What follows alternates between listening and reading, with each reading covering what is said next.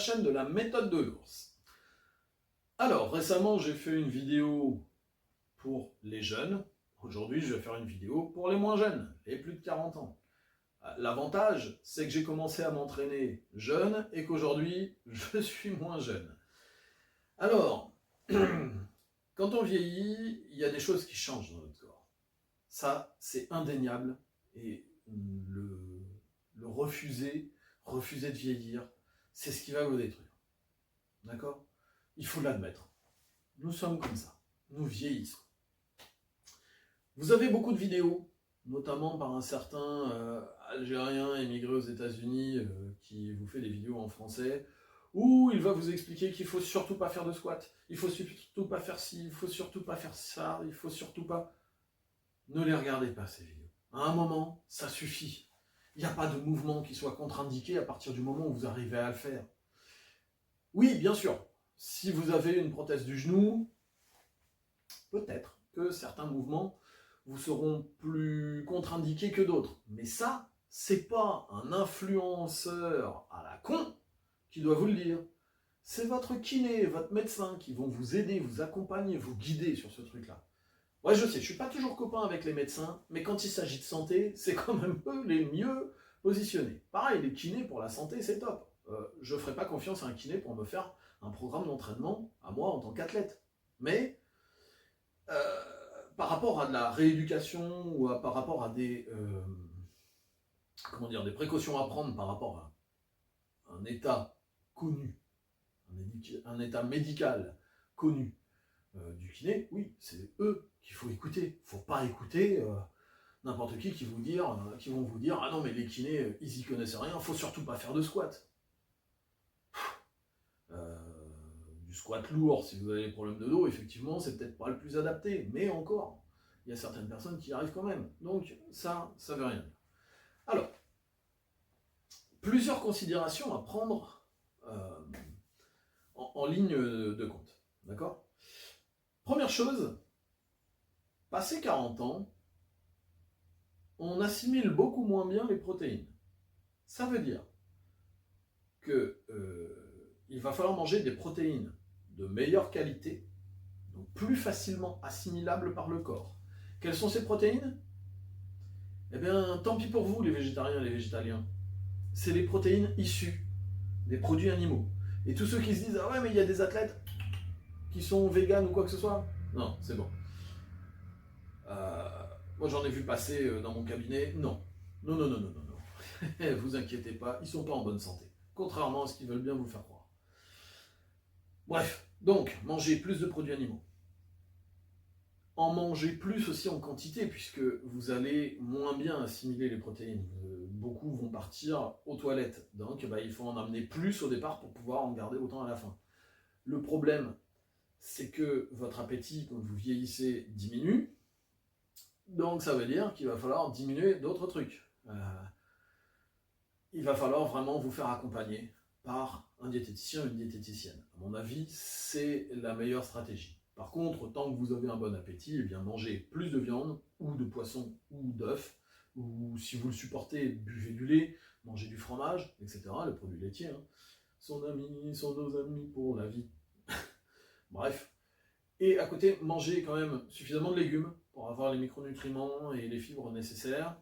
Mangez aussi quand même, ne vous privez pas trop suffisamment de glucides. Donc on va retrouver dans le riz, dans les pâtes. Dans les pâtes, il y a aussi des protéines, hein, puisque c'est à base d'œufs. Vous allez me dire dans le riz aussi, mais elles sont moins assimilables celles-là, rappelez-vous bien. Bref, dans toutes ces choses-là, dans le pain, il y en a aussi, donc ne vous privez pas. Ce qu'il faut éviter, ça va être bien évidemment, quand on vieillit, diminuer l'alcool, si vous avez tendance à en consommer. Diminuer tout ce qui va être junk food, malbouffe, etc. Parce que malheureusement, même si gustativement parlant, vous êtes attiré par ça, c'est pas bon, faut être clair. Tout ce qui est produit transformé, pareil, vous limitez.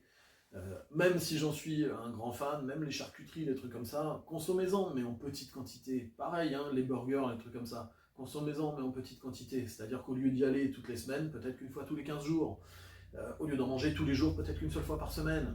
je vous parlais de l'alcool, il faut le diminuer, ça ne veut pas dire qu'il faut vous priver. Vous avez l'habitude de boire 2-3 bières par jour, diminuez à une.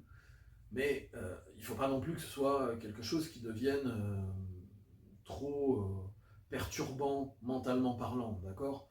Mais il faut quand même rester conscient que c'est un pan important de votre santé que vous êtes en train de jouer. Donc il faut augmenter plus la bouffe que vous préparez vous-même, manger frais, cuisiner. Oui, ça prend un petit peu de temps, mais mine de rien, pas tant que ça. Et manger des produits le plus frais possible, des produits de saison et des produits locaux, là aussi. Ok? Donc ça, c'est le pan alimentation. Maintenant, en matière d'entraînement, il faut comprendre que nos articulations vieillissent et ont du mal aussi à récupérer. Donc il va falloir, bien évidemment, leur laisser des temps de récupération. Pareil, notre récupération générale, de toute façon, diminue. Ça, vous vous en rendez compte. Hein. Et si vous en êtes pas encore rendu compte, c'est une histoire d'années, mais ça va venir, malheureusement. Même moi, qui pourtant n'ai pas envie de diminuer, je me rends bien compte que c'est plus pareil qu'à 20 ans. Ça, c'est clair. Ok? Donc, il va falloir adapter la fréquence de vos entraînements. Est-ce que ça veut dire que si vous vous entraînez 6 jours par semaine, il faudra vous entraîner que 3 ou 4 fois par semaine? Non, vous pouvez toujours vous entraîner 6 jours par semaine. Mais je vous disais, la récupération, la synthèse protéique, tout ça, ça diminue. Eh bien, il va falloir diminuer votre volume d'entraînement.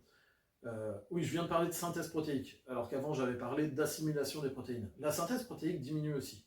Il va donc falloir beaucoup plus taper dessus pour pouvoir la déclencher, cette synthèse protéique. Okay, pour rentrer en état anabolique, ça va être plus compliqué, puisque nos hormones aussi diminuent. Donc vos entraînements, contrairement à un jeune qui va pouvoir faire un entraînement quantitatif, vos entraînements vont devoir devenir beaucoup plus qualitatifs. Ils vont devoir être beaucoup plus ciblés, beaucoup plus intelligents.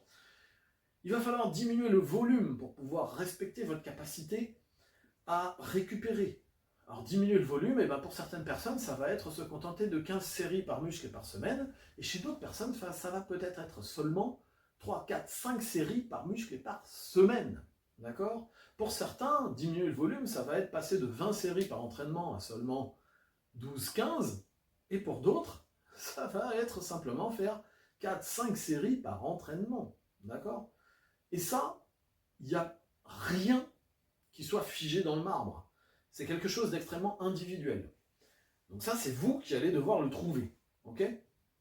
Donc, quand on vieillit, on peut s'entraîner moins. Ok. Donc, il va falloir s'entraîner bien.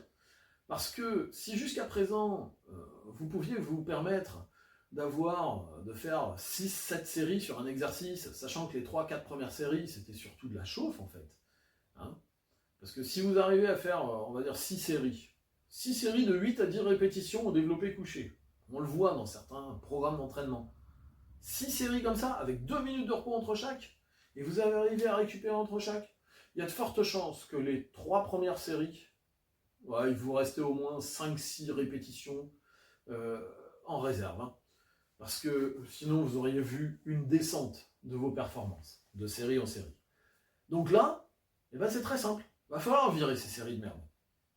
Il va falloir garder là où les 2 dernières séries pour pouvoir vraiment aller taper et sans rajouter trop de stress à votre corps. Parce que c'est pareil. Malheureusement, la vie fait que notre taux de cortisol augmente en vieillissant. Bon, c'est comme ça. Ça ne veut pas dire qu'il va falloir faire de la série unique avec du HIIT ou du heavy duty ou des trucs comme ça. Mais pour certains, ça peut être quelque chose qui devient de parfaitement viable, contrairement à ce qu'on a entendu. Okay ? La seule différence, c'est que si vous arrivez sur des extrêmes de ce genre-là, il faudra peut-être s'entraîner plus souvent. C'est-à-dire que au lieu d'entraîner vos pecs, vos cuisses une fois par semaine, si vous descendez à 1, 2, 3 séries par séance pour ces muscles-là, il faudra peut-être faire 3 séances spécifiques pour ça. C'est pour ça qu'on peut s'entraîner peut-être plus souvent, mais sur des sessions beaucoup plus courtes. Il va falloir commencer à aller pousser beaucoup plus loin pour pouvoir forcer votre corps à réagir. C'est-à-dire que s'entraîner en sous-maximal sur toutes vos séries, comme on pouvait le faire étant jeune, ça ne va plus être optimal aujourd'hui. Vous devez être capable de recruter vos muscles, et il va falloir les recruter sur 1-2 séries, mais à fond. Ça veut dire qu'il va falloir peut-être faire des cluster sets pour ceux qui sont plus sur la force. Ça veut dire qu'il va falloir faire des rest pauses pour ceux qui sont plus sur l'hypertrophie, d'accord? Mais il va falloir vraiment vous pousser. Peut-être des drop sets pour ceux qui aiment l'hypertrophie. Quoique le drop set, bon, je suis moins fan, mais bon, si vous l'aimez, pourquoi pas, mais je trouve qu'il va faire quand même un volume énorme. Alors que vous faites une série de 6-8 répétitions à une répétition de l'échec, mettons, on va dire développé couché, vous reposez 3, 4, 5 minutes en fonction de votre capacité de récupérer, vous rebalancez la même série, vous arrêtez une répétition d'échec, 20-30 secondes de repos, vous refaites une série à une répétition d'échec, 20-30 secondes de repos, une série à, pareil, une répétition d'échec. Bon, la première série, vous êtes peut-être à 7 répétitions, la deuxième, après vos 20-30 secondes de repos, vous allez en faire 2-3, peut-être que la dernière, vous en faites une ou deux, donc c'est pas un volume non plus énorme. Par contre, là, vous avez bien poussé et stimulé votre corps, ok? Vous avez fait que 2 séries sur le développé couché, puisque c'était ce mouvement-là que j'avais pris. Et ben, vous ne retravaillez pas sur vos pecs, mais 2, 3, 4 jours après, peu importe, en fonction de comment vous récupérez, vous allez peut-être faire la même chose avec un mouvement d'isolation. Et 2, 3, 4 jours après, recommencer sur un mouvement polyarticulaire, etc. etc. D'accord? Donc ça, c'est à vous d'aller chercher ce qui convient à votre corps. Ok, je vous partagerai, si vous le souhaitez, vous me mettez en commentaire comment je m'entraîne actuellement. Bon, il y a déjà une série de vidéos qui est sur mes entraînements plutôt axés force ou hypertrophie pour mon premier bloc, puisque je m'entraîne en bloc, d'accord? Mais je pourrais vous montrer d'autres entraînements comme je suis actuellement, et vous allez voir, puisque là j'ai changé de bloc, hein, le volume, il est très bas, et un entraînement, échauffement compris, moi ça me prend 30 minutes. C'est pour ça que je m'entraîne 6 jours par semaine, ok?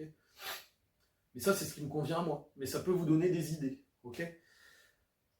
Donc, comme je vous disais, votre récupération diminue avec le temps, donc il y a un truc qui est bien, ça s'appelle le deload. C'est-à-dire que personnellement, je préfère m'entraîner à fond 3 semaines, peut-être en montant l'intensité pendant 3 semaines, de manière bien chargée, et bim, je prends une semaine. Au bout de 3 semaines, ma 4e semaine est une semaine de deload. Alors le deload, vous avez plein de façons de faire. Le deload le plus simple, c'est pendant une semaine, vous ne faites rien. C'est peut-être pas le plus adapté, mais vous inquiétez pas, en une semaine, vous perdez pas. Donc, vous perdez quasiment rien. Hein. Donc, ça peut être bien aussi, pendant une semaine, de souffler. Ce que je fais, personnellement, c'est que mes deloads, j'essaye de les faire correspondre aux vacances scolaires, puisque je suis papa, et ça me permet de profiter de toute la famille à ce moment-là. Voilà. Mais vous avez aussi une possibilité, c'est que dans cette semaine de deload, vous allez faire un sport totalement différent. Vous allez faire un protocole totalement différent, des sprints, vous allez courir, vous allez nager, parce que vous partez à la mer par exemple, des trucs comme ça, faire du ski, pourquoi pas. Mais vous faites une activité, mais différente. Ça peut être simplement faire le même programme, mais où vous diminuez l'intensité, c'est-à-dire que là, vous n'allez plus du tout prendre les mêmes charges, vous allez prendre plus léger. Vous diminuez l'intensivité, c'est-à-dire que vous allez pousser beaucoup moins loin. Ça va être... Là, par contre, vous allez rejoindre un petit peu le volume d'autrefois quand on était jeune, où on restait à 3, 4, 5, 6 répétitions de l'échec, d'accord?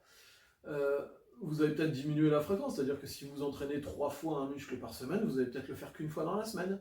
Mais pareil, léger, sans vraiment pousser, d'accord? Toutes ces stratégies-là vont permettre à votre corps de récupérer au niveau des muscles, bien évidemment, mais va laisser le temps aux tendons, au cartilage, enfin aux articulations, aux os, de récupérer et de s'adapter par rapport à toutes les contraintes que vous leur mettez, d'accord? Et ça, c'est hyper important. Hormonalement parlant, on est aussi moins performant que quand on est jeune. Et bien cette semaine où vous allez beaucoup moins perturber le système hormonal, va lui permettre de se remettre, et vous verrez que en vous arrêtant une fois toutes les 3 semaines pendant une semaine, et vous aurez beaucoup plus d'énergie et vous aurez quand même des capacités à progresser qui seront toujours là. Et vous continuerez longtemps comme ça, d'accord? Et le fait de laisser le temps à vos articulations, vos tendons, etc., de récupérer, va également faire fuir le risque de blessures. Parce que tous ces arnaqueurs, non, je ne vais pas dire arnaqueurs, tous ces youtubeurs qui vous disent qu'il ne faut pas faire ci, pas faire là, pas faire l'autre, par contre qui sont là pour vous vendre des suivis personnalisés, des programmes, des formations pour les plus de 40 ans, oublient de vous dire qu'en fait, si vous travaillez sur votre récupération, eh ben, vous n'aurez peut-être pas besoin de tout ça. Si vous prenez le dernier livre de la vieille Gundil sur les blessures, notamment, ce qui est commun dans la quasi-totalité du livre, c'est que les blessures surviennent par une sursollicitation.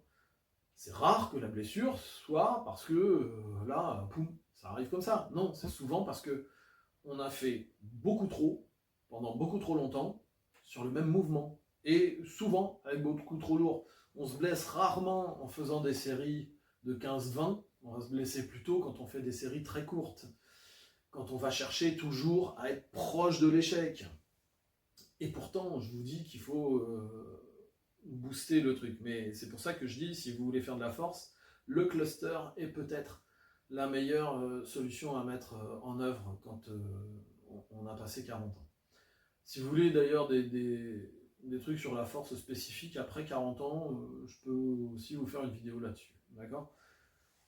Donc c'est pour ça que se reposer régulièrement, se reposer plus, n'est pas une perte, mais au contraire, c'est une assurance longévité. Voilà. Donc j'espère que cette vidéo vous a plu. N'oubliez pas de liker, partager, vous abonner en activant la cloche des notifications. Mettez-moi en commentaire toutes vos remarques sur ce sujet, bien sûr avec politesse, bienveillance et respect. Mais si vous avez des demandes spécifiques aussi, mettez-le dans les commentaires. Je vous rappelle que je ne suis pas coach de musculation, je suis professionnel d'arts martiaux et sports de combat. Donc j'ai quand même des connaissances. Je ne vends rien. Et donc si vous me le mettez dans les commentaires, je ferai des vidéos par rapport à vos besoins spécifiques. Voilà. Je l'ai déjà fait pour JD, je vais le faire aussi pour Alain, pour un problème d'arthrose, lui, pour certaines choses, d'accord ? Donc n'hésitez pas à me le mettre, ce sera avec plaisir que je partagerai, si je les ai bien sûr, les connaissances sur ces sujets-là. En attendant, je vous dis à très bientôt pour une nouvelle vidéo, et puis prenez soin de vous.